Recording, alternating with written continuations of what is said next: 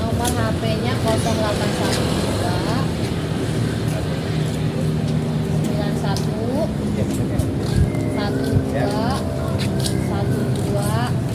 12 ya. Nah, ini saya hanya sekilas global aja ya.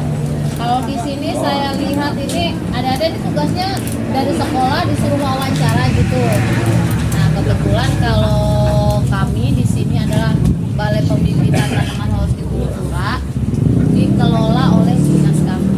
Jadi di sini boleh nih belajar siapa aja warga masyarakat Kota Bekasi, dari anak sekolah sampai yang sudah dewasa. Jadi di sini insya Allah gratis.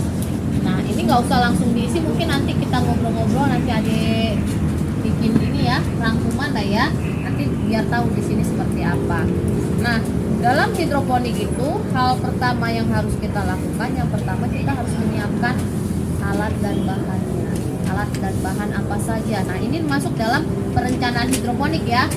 Yang pertama itu adalah alat dan bahan. Alatnya biasanya kita pakai,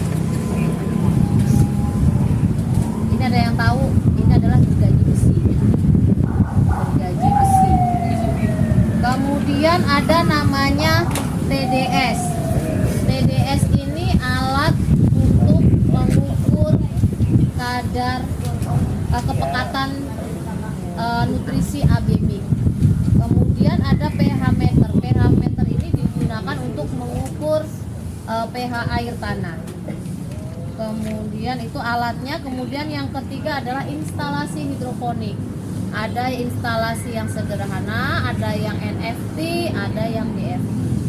Nanti bisa kita lihat di situ NFT seperti apa, DFT seperti apa.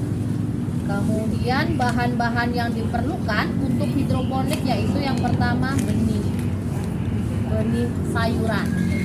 Yang kedua rock wool.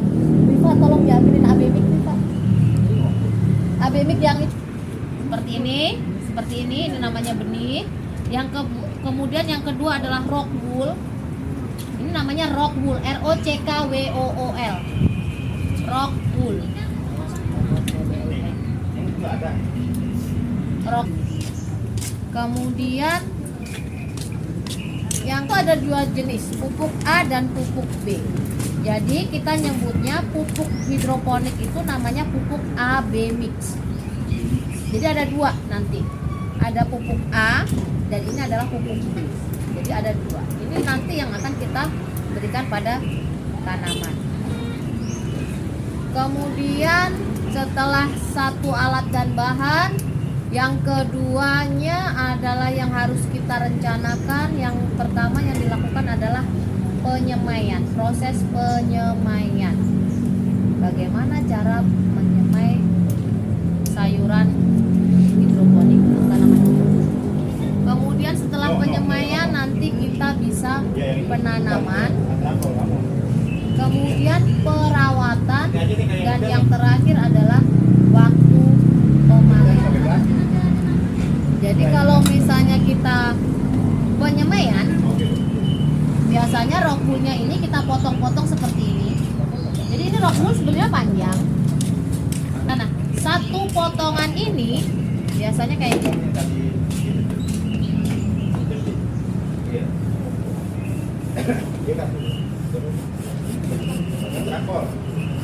Nah, satu potongan ini untuk 18 kotak. Jadi ukurannya 2 kali 2 setengah. Nah, nanti dalam tahap persemaian ini kita kasih air. Kemudian kita masukkan benihnya satu-satu. Tapi kalau untuk kangkung bisa sampai 9 benih.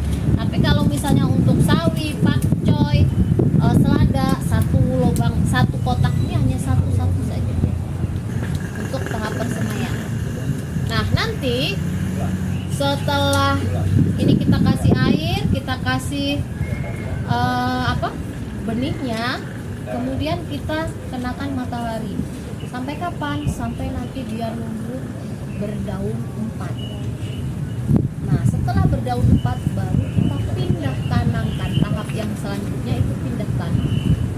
Pindah tanam, nanti kita kasih ke instalasinya di situ. Kemudian kita kasih pupuk yang namanya ABD.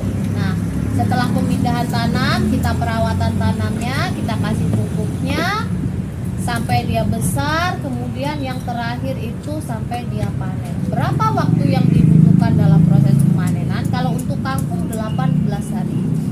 Sudah panen kangkung 18 hari. Kalau untuk sawi itu sekitar 25 sampai 30 hari. Kalau untuk selada bisa sampai dengan 35 hari. Seperti itu. Dari kita pindah tadi.